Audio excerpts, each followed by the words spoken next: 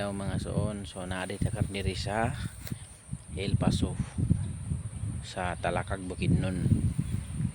Kung nature lover mo, pwede mo diri kay no, tanawan ninyo ang ambience oh.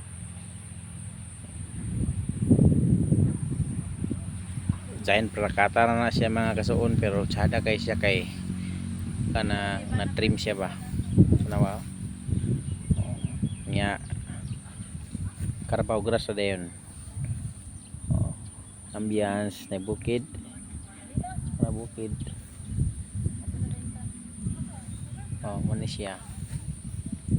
So basing gusto mo kanin diri, lang mo diri. Ang ila entrance fee kay 50 lang kada tao. So nice kay diri mga kasuno.